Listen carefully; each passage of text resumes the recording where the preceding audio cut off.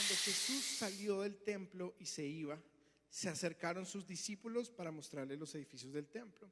Respondiendo, él les dijo: ¿veis todo esto? De cierto os digo que no quedará aquí piedra sobre piedra que no sea derribada. Y estando él sentado en el monte de los olivos, los discípulos se le acercaron aparte, diciendo: dinos, ¿cuándo serán estas cosas? ¿Y qué señal habrá de tu venida y del fin del siglo? Respondiendo Jesús les dijo: mirad que nadie os engañe, porque vendrán muchos en mi nombre diciendo: yo soy el Cristo, y a muchos engañarán. Y oiréis de guerras y rumores de guerras. Mirad que no os turbéis, porque es necesario que todo esto acontezca, pero aún no es el fin. Porque se levantará nación contra nación y reino contra reino, y habrá pestes y hambres y terremotos en diferentes lugares, y todo esto será principio de dolores. Entonces os entregarán a tribulación y os matarán, y seréis aborrecidos de todas las gentes por causa de mi nombre. Muchos tropezarán entonces y se entregarán unos a otros, y unos a otros se aborrecerán. Y muchos falsos profetas se levantarán y engañarán a muchos. Y por haberse multiplicado la maldad, el amor de muchos se enfriará. Mas el que persevere hasta el fin, este será salvo. Y será predicado este evangelio del reino en todo el mundo para testimonio a todas las naciones, y entonces vendrá el fin. Por tanto, cuando veáis en el lugar santo la abominación desoladora de la que habló el profeta Daniel, el que le entienda, eso es un paréntesis ahí. Entonces los que estén en Judea huyan a los montes. El que esté en la azotea no descienda para tomar algo de su casa, y el que esté en el campo no vuelva atrás para tomar su capa. Mas ay de las que estén encintas y de las que críen en aquellos días. Orad pues que vuestra huida no sea en invierno ni en día de reposo, porque habrá entonces gran tribulación, cual no la ha habido desde el principio del mundo hasta ahora, ni la habrá. Y si aquellos días no fuesen acortados, nadie sería salvo. Mas por causa de los escogidos, aquellos días serán acortados. Entonces, si alguno os dijere: mirad, aquí está el Cristo, o mirad, allí está, no lo creáis, porque se levantarán falsos cristos y falsos profetas, y harán grandes señales y prodigios, de tal manera que engañarán, si fuere posible, aún a los escogidos. Ya os lo he dicho antes. Sigamos. Así que si os dijeren: mirad, está en el desierto, no salgáis. O mirad, está en los aposentos, no lo creáis. Porque como el relámpago que sale del oriente y se muestra hasta el occidente, así será también la venida del Hijo del Hombre. Porque donde quiera que estuviera el cuerpo muerto, allí se juntarán las águilas. E inmediatamente después de la tribulación de aquellos días, el sol se oscurecerá y la luna no dará su resplandor, y las estrellas caerán del cielo, y las potencias de los cielos serán conmovidas. Entonces aparecerá la señal del Hijo del Hombre en el cielo, y entonces lamentarán todas las tribus de la tierra, y verán al Hijo del Hombre viniendo sobre las nubes del cielo con poder y gran gloria. Y enviará a sus ángeles con gran voz de trompeta, y juntarán a sus escogidos de los cuatro vientos, desde un extremo del cielo hasta el otro. De la higuera aprended la parábola. Cuando ya su rama está tierna y brotan las hojas, sabéis que el verano está cerca. Así también vosotros, cuando veáis todas estas cosas, conoced que está cerca, a las puertas. De cierto os digo que no pasará esta generación hasta que todo esto acontezca. El cielo y la tierra pasarán, pero mis palabras no pasarán. Pero el día y la hora nadie sabe, ni aun los ángeles de los cielos, sino solo mi Padre. Amén. Vamos a dejar hasta ahí.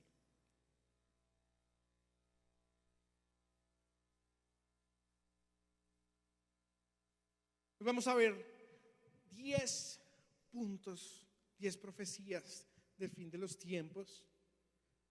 Y al final vamos a ver un punto que es una gran clave. Así que les recomiendo, si tomen apuntes porque es muy fregado que uno se quede con estos 10 puntos si no los apunta. Lo primero está en Mateo 24.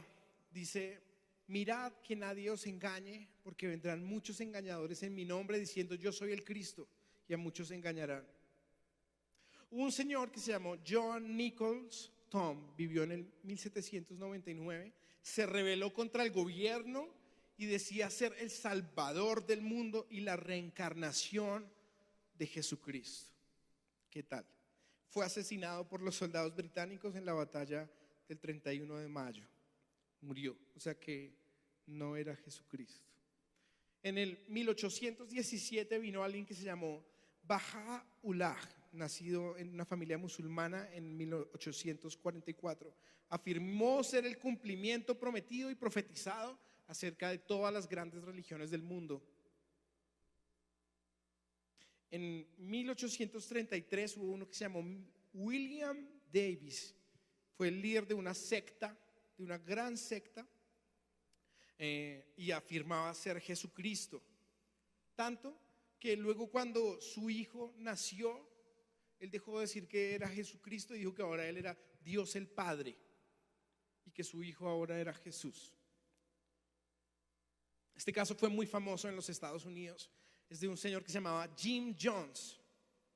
Jim Jones fue el fundador del Templo del Pueblo. Inicialmente era un líder cristiano, como muchos de los que hay en este lugar, pero luego se le corrió el champú, se chifló y empezó a decir que él era la reencarnación de Jesús, de Buda, de Akenatón, del Padre Divino. Como él decía que él era la resurrección y que él era Jesucristo, un día reunió a todos sus seguidores en una finca, hicieron suicidios masivos en ese lugar, todos se mataron. Eso fue el 18 de noviembre del 78. Este es muy famoso, se llama Henri Cristo, es uno brasilero, que de pronto alguno lo ha visto, es uno que es más viejito y tiene como una especie de concubinas que lo atienden todo el tiempo porque él es el Salvador. Y las bobitas ahí lo sirven y lo atienden, mejor dicho, porque afirmó que él es Jesucristo. Y el más famoso de los últimos tiempos, que se llama José Luis de Jesús Miranda, que todos lo hemos escuchado, que es el de yo soy Jesucristo. Jesucristo, el Hijo de Dios, que él afirmaba que él era Jesús, luego dijo que él era el anticristo y luego dijo que su esposa iba a ser, no, él dijo que iba a resucitar, pero lo mataron y hasta el día de hoy no. Entonces murió y ahora la esposa está diciendo que ella es Jesucristo. ¿Han visto un letrero por ahí que hay como en el centro que dice Jesucristo es una mujer? Tenaz, estamos viendo el cumplimiento de esta palabra que dijo Jesús. Ese es el número uno, punto número uno. Yo sé que lo hemos visto en radiografía de nuestra sociedad, pero quiero que lo veamos muy bien. Punto número uno es falsos cristos. ¿Cuál es el punto número uno? Falsos cristos. Todos estos fueron gente que no era Jesús y se hizo pasar por él. Número dos, guerras y rumores de guerras. Vean esto. Dice el versículo 24:6: hoy oiréis de guerras y rumores de guerras. Mirad que no os turbéis, porque es necesario que todo esto acontezca, pero aún no es el fin, porque se levantará nación contra nación y reino contra reino. Bueno, guerras siempre ha habido. Según un estudio que se hizo, en los 6.000 años de historia humana, no ha habido más de unos 50 años sin guerra. Siempre ha habido guerras. Ustedes pueden prender el noticiero o pueden buscar en Google guerras actuales y son muchísimas.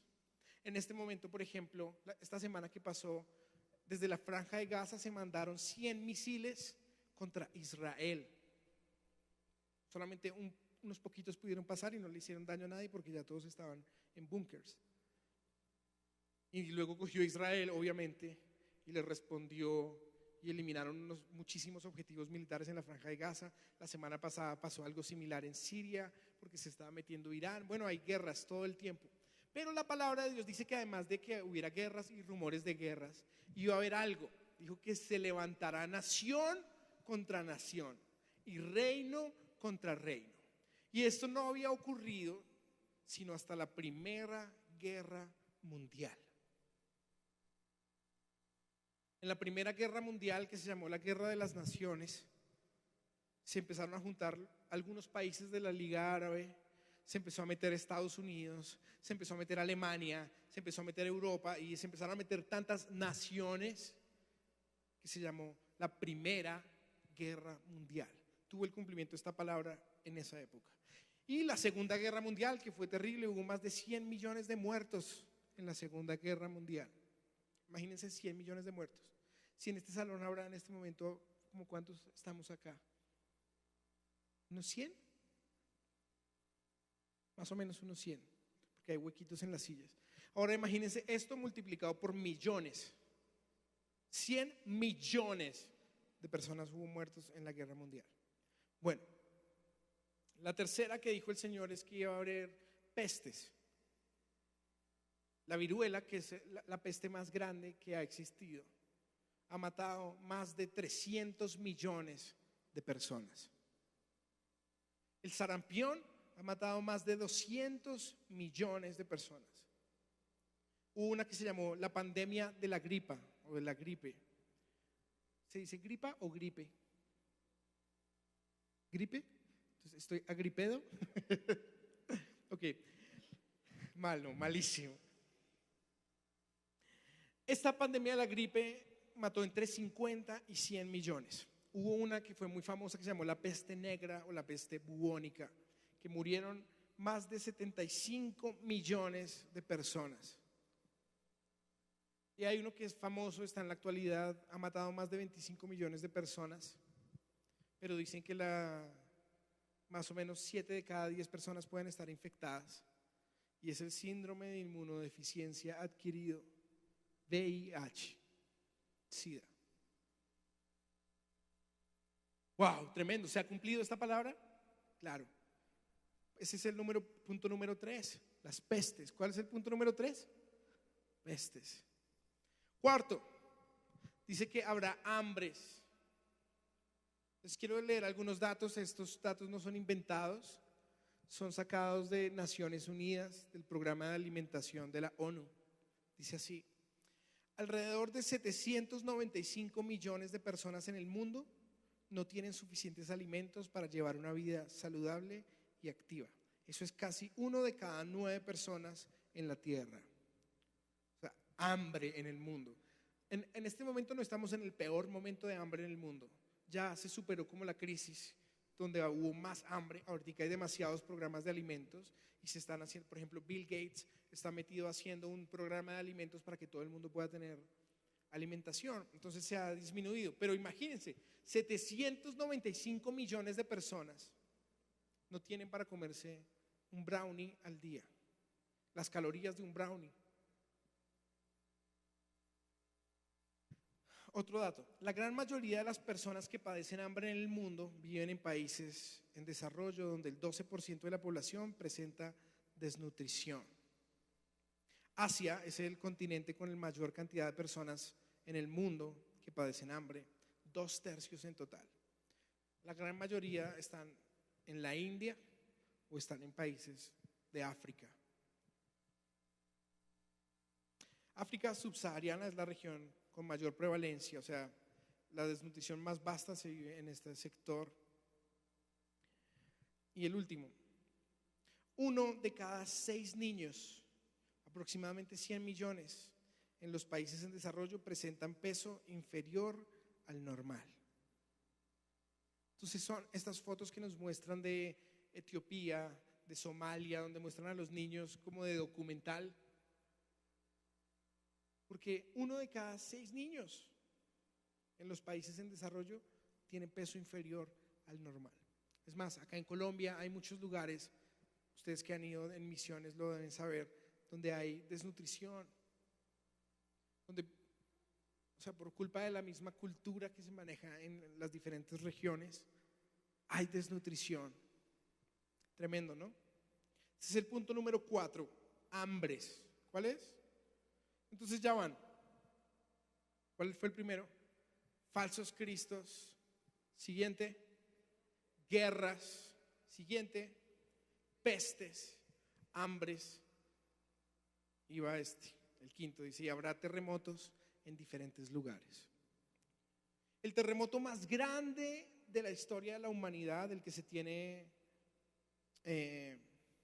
desde el que está registrado, golpeó a Chile el 22 de mayo de 1960. La magnitud fue de 9.5 grados en la escala de Richter. Murieron solamente 1.655 personas, 3.000 resultaron heridas y 2 millones perdieron sus hogares. Esto provocó un tsunami que aporreó a Hawái, Japón, Nueva Zelanda, Filipinas y Estados Unidos. O sea, un terremoto acá en Chile le afectó hasta los Estados Unidos de lo duro que fue. Gracias a Dios no hubo tantos muertos, pero hubo 1.655 muertos.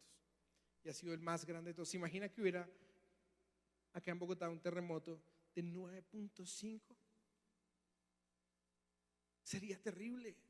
Si la otra vez que hubo como un temblor, nosotros estábamos acá grabando un video y yo salí corriendo, yo salí corriendo por acá y yo sentía como que el piso no me dejaba avanzar casi, o sea, como que imagínense, y eso fue un temblor. Imagínense cómo será un 9.5. Terrible. Otro gran terremoto fue en 2004. ¿Quiénes ya habían nacido en 2004? Levanten la mano. Muy bien. Se produjo en el Océano Índico y fue de 9.1 grados en Indonesia. Esto desencadenó varios tsunamis y hubo más de 228,000 personas que murieron. Fue también el más largo. El último que les quiero contar fue el del 2011, que fue el de Japón. ¿Se acuerdan del terremoto famoso de Japón? Fue de 9 grados. Y bueno, gracias a Dios no hubo tantos muertos, pero se activaron alarmas nucleares porque empezó a afectar como unas fábricas de donde producían químicos. Ese es el punto número 5, terremotos. Ahora, si ustedes entran a mirar, busquen en Google que diga terremotos hoy y van a encontrar, porque es que esto ya dejó de ser noticia, hay tantos que ya dejó de ser una noticia pues llamativa. Es como otro terremoto, murieron miles, pero sigamos con el fútbol.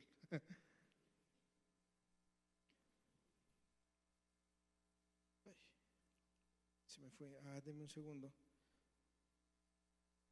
Discúlpenme. Se me cerró todo. Listo. Volvió. Entonces, ¿cuál es el quinto? Terremotos. Vamos a pasar al sexto. Vamos por favor a leer Mateo 24, desde el 9 hasta el 14. Hasta acá por lo general lo hemos estudiado. ¿Pero quieren más? Dice, entonces, ¿ustedes qué entienden por la palabra entonces? ¿Qué significa entonces? Después. Dice, después de que vean todos estos, vean lo que va a pasar. Las 5 que acabamos de ver, ya la hemos visto el cumplimiento. Pero ahora siguen 5 que no hemos visto. Pero yo creo que si ya se cumplieron 5, la mitad, seguramente vamos a ver el cumplimiento de estas otras. Entonces os entregarán a tribulación y os matarán. Y seréis aborrecidos de todas las gentes por causa de mi nombre. Pregunta, ¿eso ya pasó?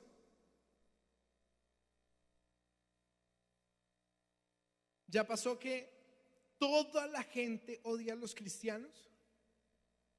No, en este momento es moda ser cristiano. Podemos venir a un salón muy play a escuchar la palabra de Dios.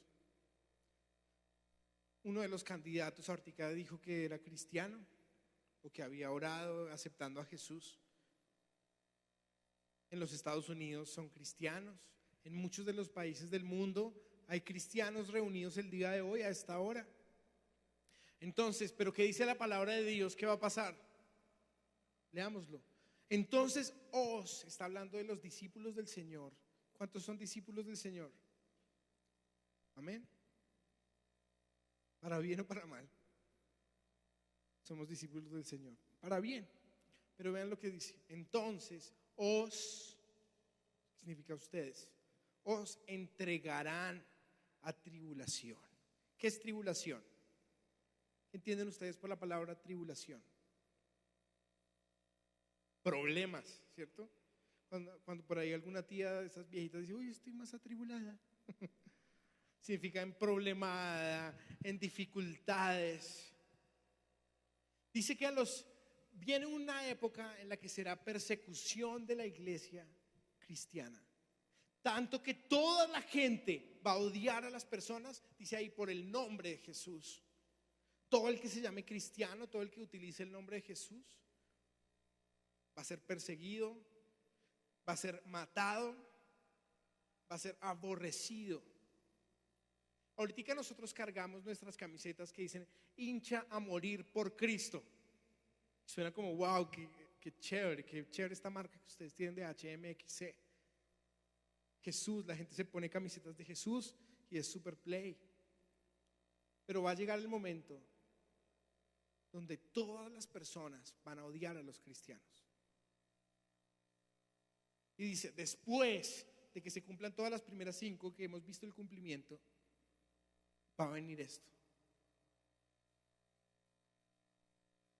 Versículo 10. Ay, ahí empieza muy triste. Muchos tropezarán entonces y se entregarán unos a otros, y unos a otros se aborrecerán. Qué triste sería que algún hincha a morir por Cristo, que hoy dice yo soy hincha a morir por Cristo, pasado mañana esté diciendo, vea, esos cristianos son una chanda, métalos a la cárcel. Y ahí es cuando verdaderamente se va a cumplir ese nombre de hinchas a morir por Cristo. Acá ninguno nos ha tocado morir todavía por Cristo, o algunos ya lo mataron. ¿Y por acá? A ninguno le ha tocado ser hincha a morir por Cristo. Pero ustedes creen que Dios nos regaló ese nombre solo porque no había más nombres y poner un nombre chévere. La pregunta es, para lo que viene, ¿tú estás dispuesto a ser un verdadero hincha a morir por Cristo? ¿Tú estás dispuesto a decir, yo soy hincha a morir por Cristo, y si me tienen que disparar, mátenme? Entraran unos militares en este lugar y encañonaran a todo el mundo. Los que no sean hinchas a morir por Cristo, váyanse. ¿Tú serías de los que te irías o de los que se quedaría a morir por Cristo? Porque si ni siquiera hacemos un devocional, si ni siquiera nos esforzamos para ir a un encuentro, para vivir por Cristo, ¿será que seríamos capaces de morir por Él?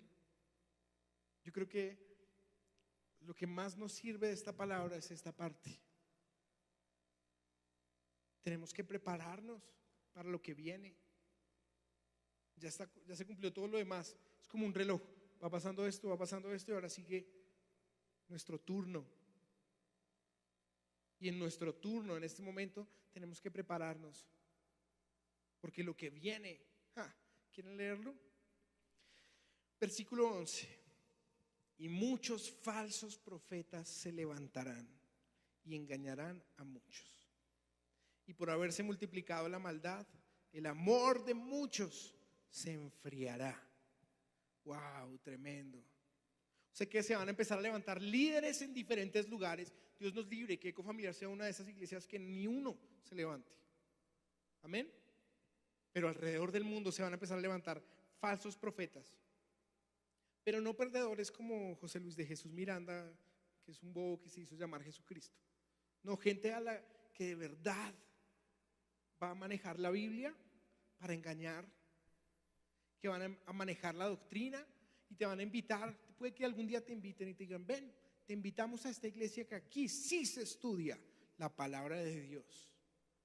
Acá no predicamos humanismo, solo la palabra de Dios. Y van a empezar a irse, no de esta iglesia, amén, como borreguitos que se los lleva un falso profeta.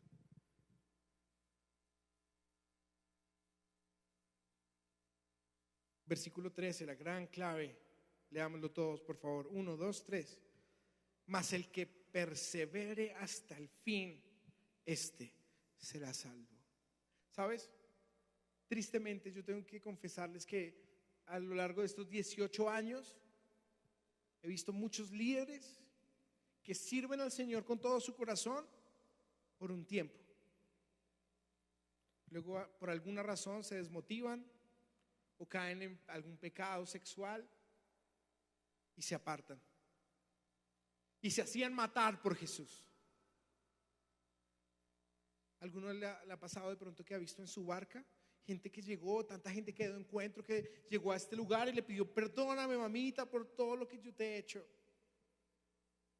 Y perseveraron un tiempito y después se apartaron. Dice la palabra de Dios, la gran clave es que perseveremos. ¿Hasta cuándo?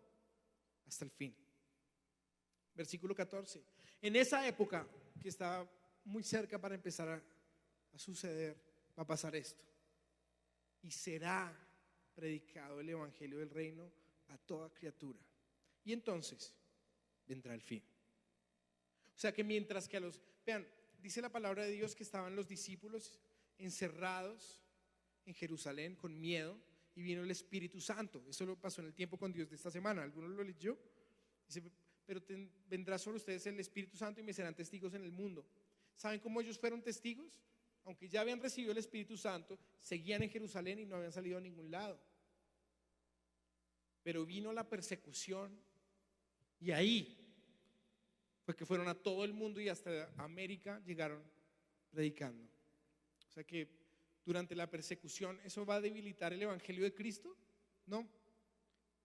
La palabra de Dios va a seguir corriendo hasta que todos escuchen, hasta que en la ventana 1040, que son los países más duros para entrar al cristianismo, hasta ahí va a llegar la palabra de Dios.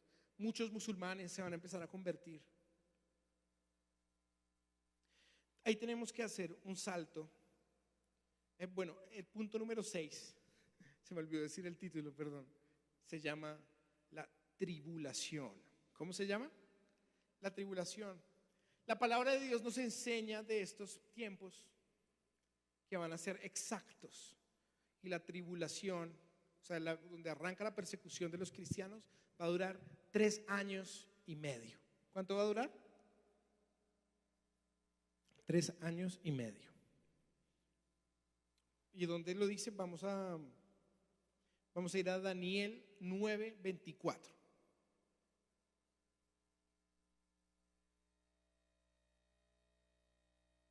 Dice así: leámoslo todos, por favor. 1, 2, 3. 70 semanas están determinadas sobre tu pueblo y sobre tu santa ciudad para terminar la prevaricación, poner fin al pecado y expiar la iniquidad, para traer la justicia perdurable y sellar la visión y la profecía y ungir al santo de los santos. Sabe pues y entiende que desde la salida de la orden de restaurar y edificar Jerusalén hasta el Mesías príncipe habrá 7 semanas y 62 semanas. O sea, ¿cuántas? 7 más 62. ¿Cuánto es 7 más 62? 69. ¿Qué pasó? 7 más 60, o 62 más 7, más fácil. Bien. Se volverá a edificar la plaza y el muro en tiempos angustiosos. Bueno, cuando estaba Nehemías, que lo hemos venido estudiando en el liderazgo y creo que en las barcas, acerca de que estaban reedificando el muro, dice que iba a haber desde ese momento hasta que viniera el Mesías. ¿Quién es el Mesías? El ungido, el Cristo. ¿Quién es? Jesús. Dice, desde ese momento iba a haber 69 años. Estas semanas que se refiere acá son semanas de años. Entonces, iba a haber, y el tiempo se cumplió exacto. A los 70 años vino el Señor Jesús.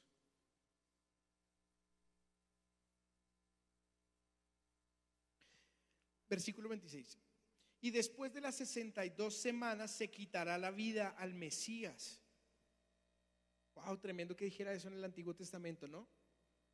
Los judíos creían que Jesús venía a instaurar un reino, pero como luego se dieron cuenta de que Él no llegó en caballo sino en burrito, de que Él venía con amor y con paz, entonces dijeron, no, este no es, matémoslo. Y sin saber la Biblia la cumplieron, porque esto fue escrito antes de Cristo. Dice, después de las 62 semanas se quitará la vida al Mesías, mas no por sí, y el pueblo de un príncipe que ha de venir destruirá la ciudad y el santuario. Eso pasó en el año 70 después de Cristo. Y su fin será con inundación y terminarán las devastaciones. Tal. 27. Esta es la gran clave de la tribulación. Este es el versículo que deberían apuntar. 9:27 dice: y por otra semana confirmará el pacto con muchos. A la mitad de la semana hará cesar el sacrificio y la ofrenda. Después, con la muchedumbre de las abominaciones, vendrá el desolador hasta que venga la consumación. Bueno, ahí como que son términos re complejos. Pero ¿qué está diciendo? Que va a haber una semana de 7 años.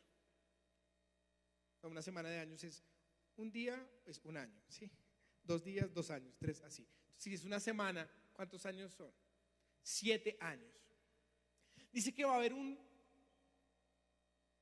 convenio, un tratado de paz que se tiene que dar entre Israel y los países árabes. ¿Entre quién se va a dar este tratado de paz? Entre Israel y los países árabes, específicamente pues Palestina, Irán, Egipto, todos los países árabes. O sea, Israel es como un pedacito chiquitico, un país diminuto. ¿Cuál es el país más pequeño de América del Sur? Uruguay. Uruguay es el más pequeñito. Israel cabe como 70 veces en Uruguay. O sea, Israel es demasiado pequeño. Y Israel va a hacer un tratado de paz que va a durar 7 años. Ahora, en este momento eso parece imposible. Esta gente se está dando bala, misil, con los aviones más pro del mundo, se están bombardeando. Pero dice la palabra de Dios que van a firmar un tratado de paz. Nosotros tenemos siempre que estar muy atentos, porque lo que marca el inicio de la tribulación es el tratado de paz entre Israel y sus enemigos. ¿Qué marca el inicio de la tribulación? El tratado de paz. Va a haber un tratado de paz entre Israel, no un tratado de paz entre Colombia y las FARC, sino entre Israel y sus enemigos. ¿Por qué? ¿Por qué sabemos esto? Porque dice que se va a construir el templo de los judíos en Israel. En este momento los judíos no tienen ningún templo, sino que donde está el templo, ustedes miran la foto de Jerusalén, hay una cosa que se llama el Domo de la Roca. Es una mezquita musulmán. Y ahí debe quedar el templo. Entonces hay solo 2 formas de que puedan ellos construir el templo ahí: o con un tratado de paz o con guerra. Puede que vengan las 2.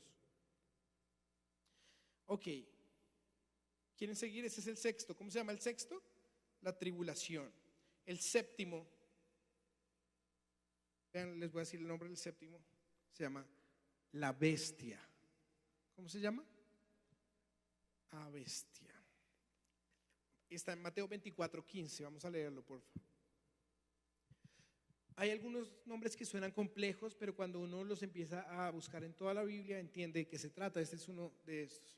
Dice: por tanto, cuando veáis el lugar santo, en el lugar santo quiere decir el templo, que todavía no está construido. Tiene que haber un tratado de paz para que ellos puedan construirlo. Dice: cuando vean en el lugar, en el templo de Jerusalén, la abominación desoladora de la que habló el profeta Daniel, el que lee entienda. ¿Alguno entendió? Porque dice: el que lee entienda. Entonces volvamos a leer. Por tanto, cuando veáis en el lugar santo, digamos que ya entendimos este pedacito, ¿cierto? El templo. La abominación desoladora. ¿Alguno entiende abominación desoladora? De que habló el profeta Daniel. ¿Alguno entiende hasta ahí? Porque lo que el que lee entienda. Para poderlo entender, vamos a ir rápidamente a Daniel 11:31. Está complejo, ¿no? Dice así: y se levantarán de su parte tropas que profanarán el santuario, o sea, el templo, y la fortaleza, y quitarán el sacrificio. Ellos van a ofrecer en ese templo sacrificios de corderos, lo normal que hacían en el templo. Dice: y pondrán la abominación desoladora. ¿Qué es algo abominable? Algo asqueroso, repulsivo. Al parecer lo que van a hacer en ese templo es que van a sacrificar, algo así como sacrificar un cerdo. En la Biblia lo que mandaba era sacrificar a los corderitos, pero hoy lo que van a hacer es algo como sacrificar un cerdo, algo terrible. En otros pasajes nos cuenta la palabra de Dios y es que el anticristo, que él voy a hablar ahorita, porque él es la bestia, el anticristo, se va a sentar en el templo de Jerusalén y se va a hacer pasar por Dios. O sea, imagínense que reconstruyen el templo de los judíos, eso va a ser una gran alegría, y luego va a llevar un tipo que se va a sentar y se va a hacer pasar por Dios. Dice en el 11:32, dice: con lisonjas seducirá a los violadores del pacto, mas el pueblo que conoce a su Dios actuará, va a saltar para que nos rinda. 36.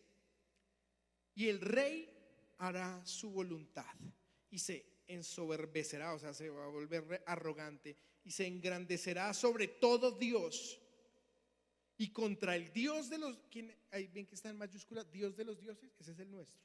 Dice: y contra el Dios de los dioses hablará maravillas y prosperará hasta que sea consumada la ira, porque lo determinado se cumplirá. Entonces se va a levantar un personaje a nivel político, como un gran presidente de todo el mundo, y se va a sentar en Jerusalén y va a decir: yo soy el único Dios. Yahweh no es Dios. Jesucristo no fue Dios, el único. Imagínense, una persona dice que va a hablar grandes cosas y va a prosperar, o sea, la gente le va a creer, el mundo entero. Si quieren profundizar más sobre este tema de la bestia, les recomiendo que lean Apocalipsis 13. No lo vamos a leer, lástima, porque no nos da el tiempo. Solo vamos a leer un versículo ahí. Apocalipsis 13, 18. Dice: aquí hay sabiduría. El que entiende entendimiento, cuente el número de la bestia, pues es número de hombre. Y su número es 666. El punto es que el tipo va a mandar a marcar a todo el mundo, o en la mano derecha o en la frente, con el 666. Y nunca antes en la historia de la humanidad estábamos más cerca de que eso se pudiera cumplir. Dice la palabra que sin eso nadie va a poder comprar ni vender. Y ya existe la tecnología para que instalen un chip en la mano derecha o en la frente, en el que esté toda tu información, como una especie de tarjeta de crédito, pero que tenga toda tu información para que tú solamente haces la manito así y puedas comprar. Ya están dadas las situaciones para que esto se pueda cumplir. Punto número 8. Este es chévere. Se llama el nuevo orden mundial. Yo sé que esto suena como a teoría de conspiración o algo así. No, es la Biblia. En Daniel 7:23 dice así: dijo así: la cuarta bestia será un cuarto reino en la tierra, el cual será diferente de todos los otros reinos, y a toda la tierra devorará, trillará y despedazará. Wow. Y los 10 cuernos significan que de aquel reino se levantarán 10 reyes. Al parecer van a ser 10 naciones de Europa y 10 naciones árabes. Se levantarán 10 reyes, y tras ellos se levantará otro, el cual será diferente de los primeros. 25. Y hablará palabras contra el Altísimo, y a los santos del Altísimo, o sea, ustedes y yo, quebrantará, y pensará en cambiar los tiempos y la ley, y serán entregados en su mano hasta tiempo. Leamos este pedazo todos, por favor. 1, 2, 3. Hasta tiempo y tiempos y medio tiempo. Imaginémonos esto. Dice tiempo, luego dice tiempos, y luego ¿qué? Y medio tiempo. Está hablando de 3 años y medio. Entonces, hay 2 fases en estos fines de los tiempos. Uno que se llama la tribulación, que es de la que hablamos al inicio, que dura 3 años y medio. Y luego la gran tribulación, que va a durar 3 años y medio. Esos últimos 3 años y medio van a ser terribles. Van a perseguir a los cristianos, los van a poner en horcas, para matarlos. La palabra dice que el anticristo va a ahorcar a los cristianos. ¿Saben que en este momento se están produciendo históricamente la mayor cantidad de guillotinas? Y lo están haciendo los países árabes. ¿Ustedes sabían que los árabes matan a los cristianos de esta manera, cortándoles la cabeza? Entonces es muy posible que el anticristo vaya a ser un personaje del Islam. Versículo 26 dice: pero se sentará el juez y le quitarán su dominio para que sea destruido y arruinado hasta el fin. Bueno, punto número 9, ya estamos acabando. Sé que me pasé unos minuticos, pero ya estamos terminando. Mateo 24, 16. A este punto yo le he puesto la resistencia. ¿Han visto películas de así estilo apocalípticas? Que siempre se levanta como un combo de personas extrañas y se meten en un búnker y se arman con unas armas así todas guerrilleras, ahí mejor dicho, y son ¿alguno vio Matrix? De Matrix, ellos son la resistencia. Bueno, no sé qué otro tipo de películas, pero así. Esto es lo que sigue, 24:16. Entonces, ¿qué quiere decir entonces? Después. O sea, cuando arranquen estos 3 años y medio, cuando veamos que se construyó el templo y que ahorita hay un tipo que sienta en el templo como si fuera Dios, dice: entonces los que estén en Judea huyan a los montes. El que esté en la azotea no descienda para tomar algo de su casa, y el que esté en el campo no vuelva atrás para tomar su capa. Mas ay de las que estén encintas y las que críen en aquellos días. Orad pues que vuestra huida no sea en invierno ni en día de reposo, porque habrá entonces ¿qué? Gran tribulación, cual no la ha habido desde el principio del mundo hasta ahora, ni la habrá. Y si aquellos días no fuesen acortados, nadie sería salvo, mas por causa de los escogidos, aquellos días serán acortados. Wow, entonces cuando esto pase, ¿qué va a empezar? El tipo va a empezar a matar. ¿Qué nos va a tocar hacer si estamos vivos en esta época? ¿Qué nos va a tocar hacer? Huir. Dice que en la primera parte de la tribulación todo el mundo va a haber escuchado de Cristo. En esta segunda parte, ¿saben qué nos toca? Huir. Porque van a buscarnos por GPS, porque hay cámaras que nos pueden buscar por Google Earth o algo, tecnologías similares, porque hay cámaras en todos los lugares. Nos va a tocar escondernos debajo de la tierra. Suena como a película de apocalíptica, pues es Apocalipsis también, ¿no? Daniel 12:1.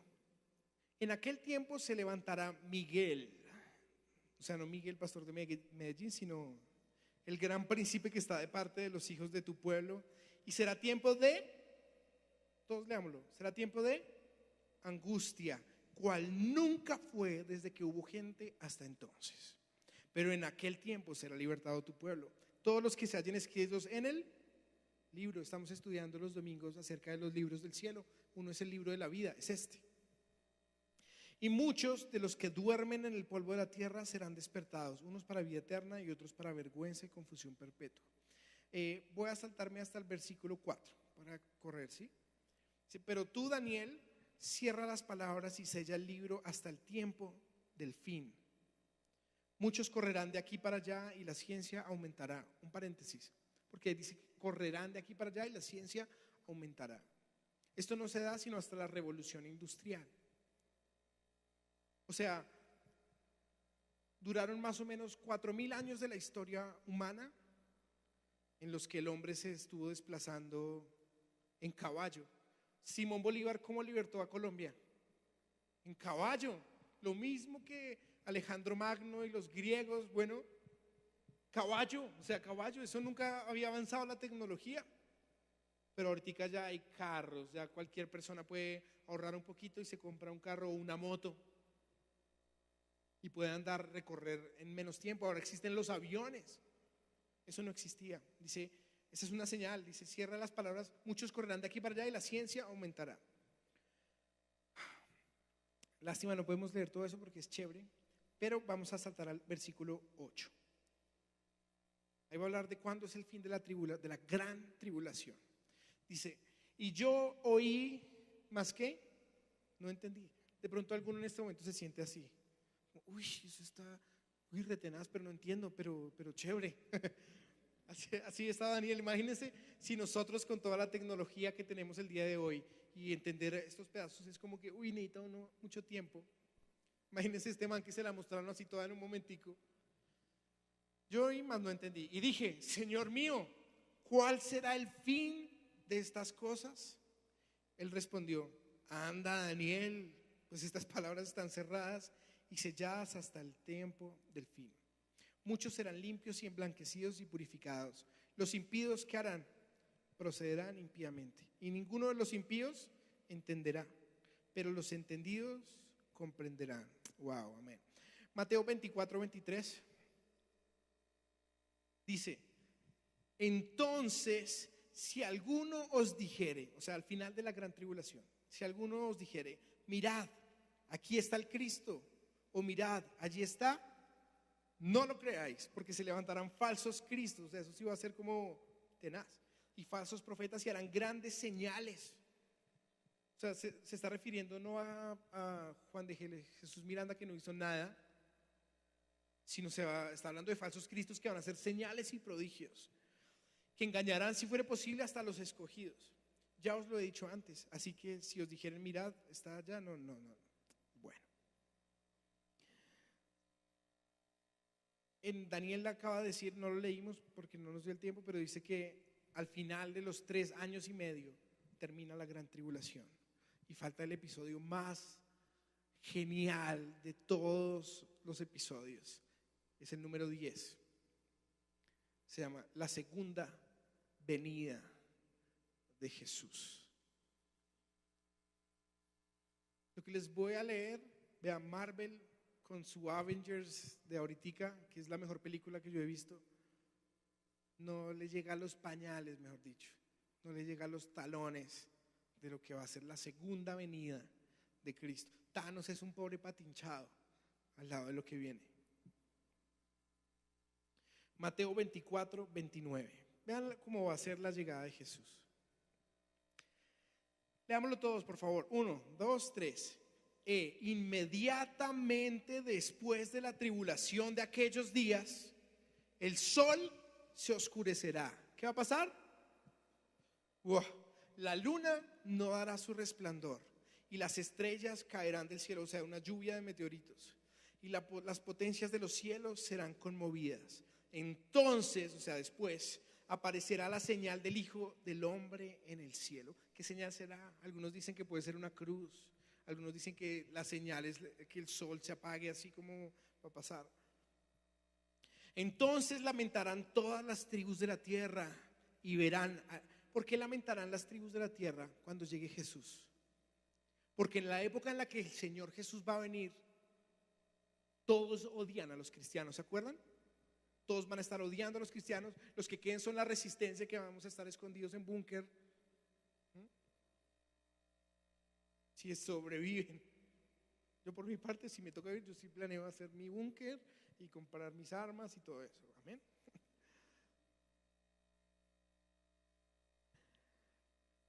Cuando veamos el tratado de paz, ahí sí.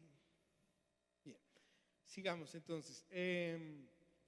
Entonces aparecerá la señal del Hijo. Pero entonces todo el mundo va a estar, no, qué embarrada, si era verdad lo de la Biblia. Todo el mundo va a estar muerto del miedo. Entonces lamentarán todas las tribus de la tierra y verán al Hijo del Hombre, ese es Jesús, viniendo sobre las nubes del cielo con poder y gran gloria. Y enviará a sus ángeles con gran voz de trompeta y juntarán a sus escogidos de los 4 vientos desde un extremo del cielo hasta el otro. Eso es lo que se conoce como el rapto. Isaías 13:9. Vean la llegada del Señor Jesús, también en Isaías. Dice, he aquí el día de Jehová. ¿Cómo se llama la segunda venida del Señor? El día de Jehová.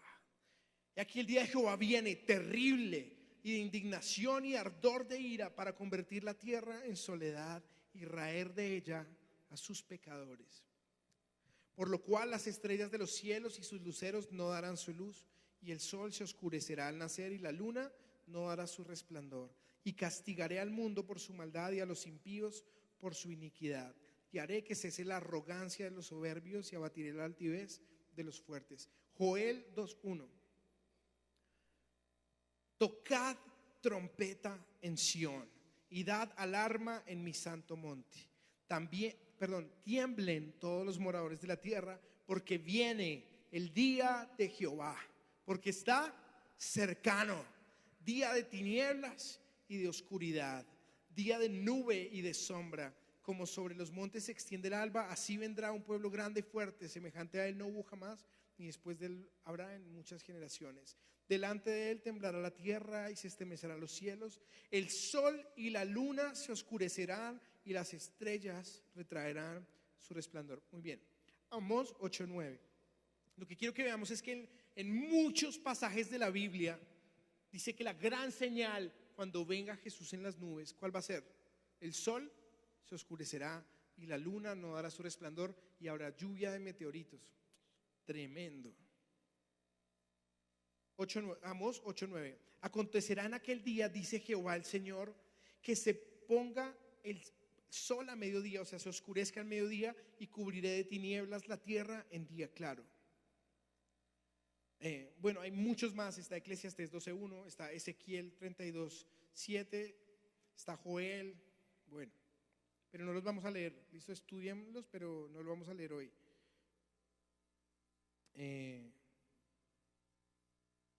Solamente quiero leer el de Apocalipsis.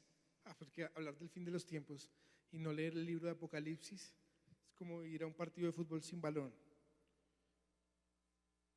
Dice 6:1. ¿Listos? Apocalipsis 6:1. Dice: vi cuando el Cordero, ese es Jesús, abrió uno de los sellos, y oí a uno de los 4 seres vivientes decir como con voz de trueno: ven y mira.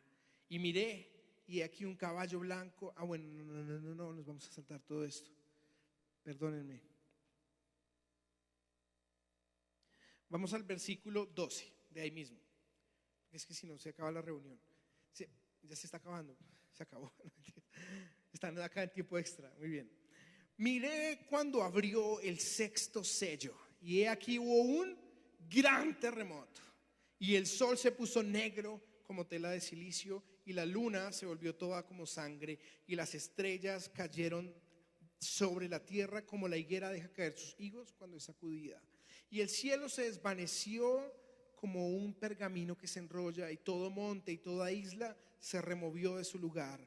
Y los reyes de la tierra, y los grandes, los ricos, los capitanes, los poderosos, y todo siervo y todo libre se escondieron en las cuevas entre las peñas de los montes, y decían a los montes y a las peñas: caed sobre nosotros y escondednos del rostro de aquel que está sentado sobre el trono y de la ira del Cordero, porque el gran día de su ira ha llegado, y ¿quién podrá sostenerse en pie? Ahí sigue, que no lo vamos a hablar el día de hoy. Sigue la ira de Dios. Entonces, estamos nosotros los buenos, porque vamos a estar ahí, amén. Todos los que somos hinchas a morir por Cristo de verdad. Si nos toca vivir ahí, estaremos resistiendo, escondidos en diferentes lugares, metidos en búnkers o qué sé yo, y todos persiguiendo, y todos los demás son malos. Y va a llegar Cristo, y todos los demás van a estar aterrados, porque va a venir algo terrible que se llama la ira de Dios. O sea, si bien la tribulación y la gran tribulación es que van a perseguir a los cristianos, la ira de Dios es que Dios va a torturar a todos los malos, pero a nosotros no, porque a nosotros nos lleva en el rapto. Ahora, el cierre que les dije que era la señal, una señal, es ¿eso cuándo va a pasar? ¿Cuándo va a pasar? ¿Quieren saber la señal? Está en Mateo 24:32. De la higuera aprended la parábola. Pónganle mucho cuidado. Cuando ya su rama está tierna y brotan las hojas, sabéis que el verano está cerca. Así también vosotros, cuando veáis todas estas cosas, conoced que está cerca, a las puertas. De cierto os digo que no pasará esa generación hasta que todo esto acontezca. Bueno, vamos a dejar hasta ahí un momento. Ahí habla de una anécdota de una higuera. En la palabra de Dios, siempre que se habla de la higuera, se refiere a Israel. Cuando lean la higuera, por lo general, ¿a qué se va a referir? A Israel. Pues resulta, les voy a leer unas cositas, ya con esto es lo que cerramos.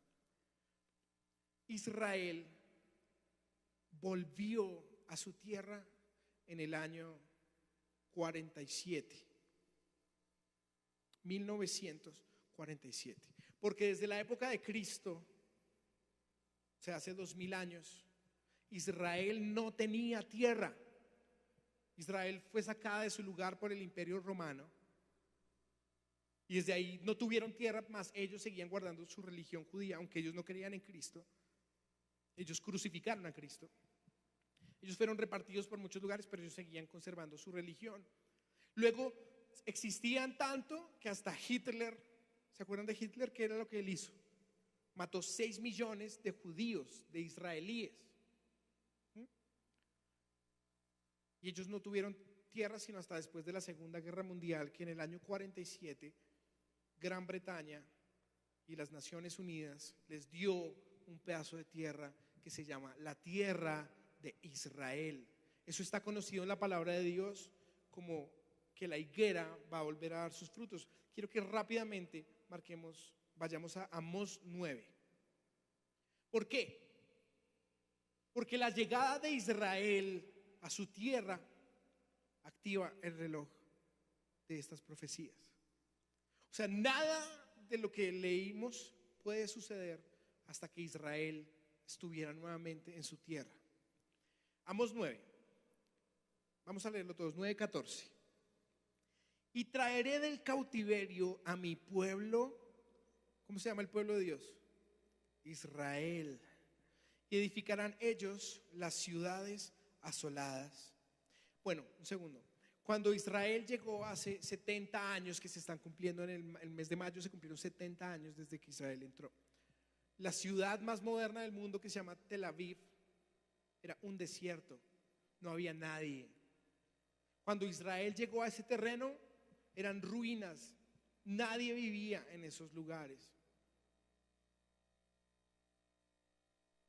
Ellos llegaron en una miseria tremenda, además.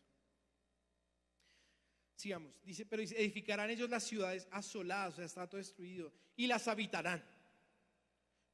Plantarán viñas y beberán vino de ellas, y harán huertos y comerán el fruto de ellos, pues los plantaré sobre su tierra y nunca más serán arrancados de su tierra que yo les di, ha dicho Jehová, Dios tuyo. Entonces esto es muy importante, porque Israel es un punto chiquitico rodeado de naciones muy poderosas como Irán, Irak, Egipto, Siria, Líbano. O sea, todos son potencias musulmanes que detestan a muerte a Israel. Pero Dios les dijo esta palabra: desde que yo los vuelva a meter, nunca nadie los va a poder sacar. Tremendo, ¿no?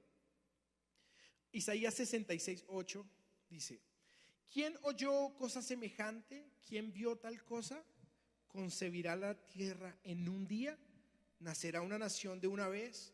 Pues en cuanto Sión estuvo de parto, dio a luz sus hijos. Esto se cumplió el 14 de mayo de 1948.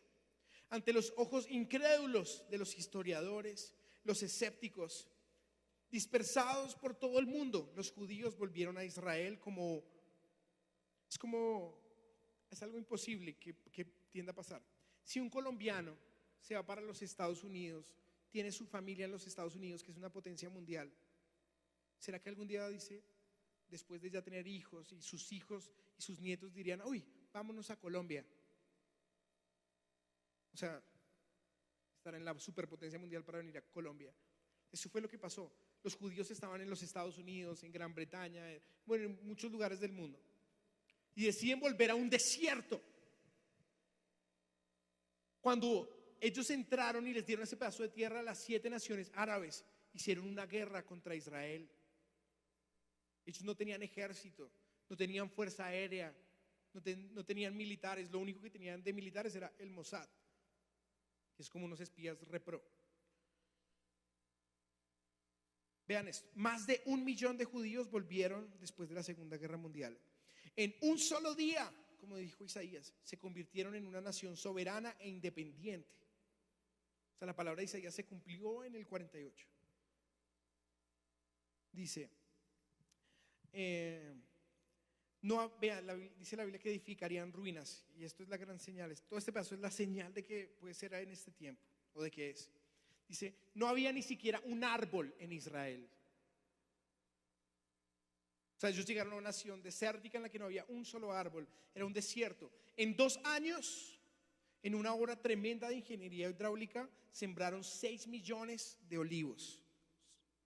1 por cada judío que mataron. Desde que regresan, nadie los arrancaría, dice la Biblia.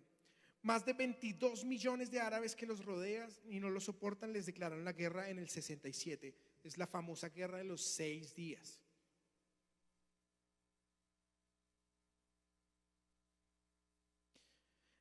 El 1 de junio del 67, el presidente Nasser de Egipto junta a Siria, Jordania, Líbano y Egipto y le dijeron esto: extirpemos a los judíos, echémoslos al mar Mediterráneo.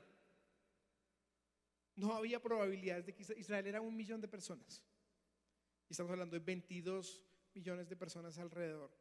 No había probabilidades de que Israel ganara. Pero el 2 de junio, 2 pilotos judíos que son considerados los mejores pilotos del mundo hasta el día de hoy, se enteraron por radio, interceptaron las ondas de que esta gente los iba a destruir y vean lo que hicieron. Juntaron 6 aviones F-16. Esos aviones los produjeron ellos como en 2 meses. Que para los que han estudiado algo de ingeniería aeronáutica, como por ejemplo Jairito o algo, construyeron 4 aviones F-16 en 4 meses, en 2 meses. Dice, juntan 6 aviones F-16 y a las 4 de la mañana bombardearon la Fuerza Aérea de Egipto.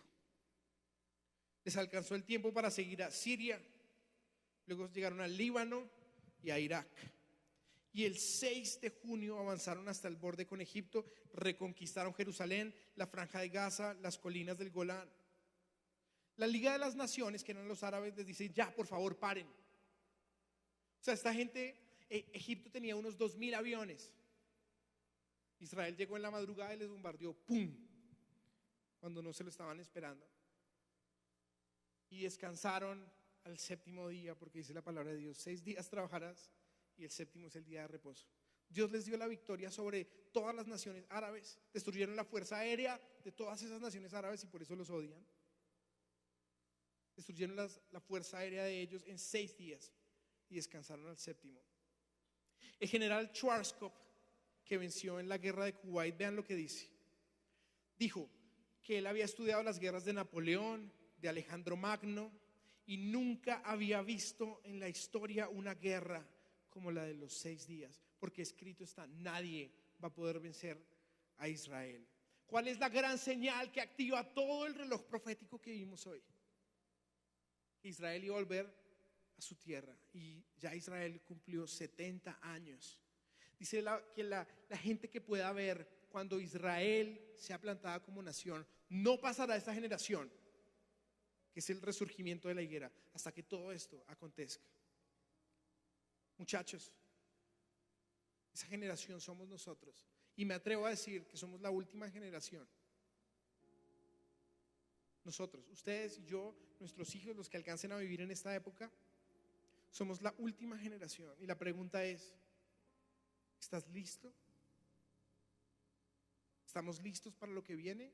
¿O estás todavía llenando las láminas para el mundial y ese es el centro de tu vida? Porque todo esto va a pasar y si tú no estás listo, te va a coger mal y te van a engañar. O sea, no digo que está mal llenar el mundial, eso es bien, pero ese es el centro de tu vida, o el centro de tu vida es Jesús, predicar el evangelio de Jesús. Tenemos estos últimos tiempos para predicar, para ir de misiones, para ir a encuentros. Hagamos la tarea que debemos hacer. Amén. ¿Qué tal si te pones de pie, por favor?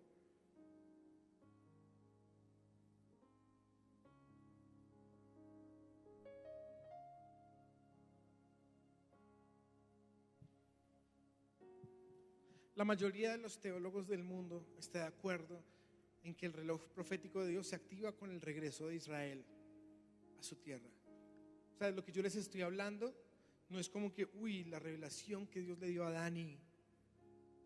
No, les estoy hablando que esto es, casi todos los teólogos están de acuerdo en que estamos en los últimos tiempos, en que esta es la última generación. Qué emoción, somos los que vamos a ver venir a Jesús. ¿Se imaginan ese día que se oscurezca el sol, se oscurezca la luna y veamos a Cristo viniendo sobre las nubes con gran poder? Pero tenemos que prepararnos, porque si van a perseguir cristianos, tú y yo tenemos que estar listos como ese ejército. Amén.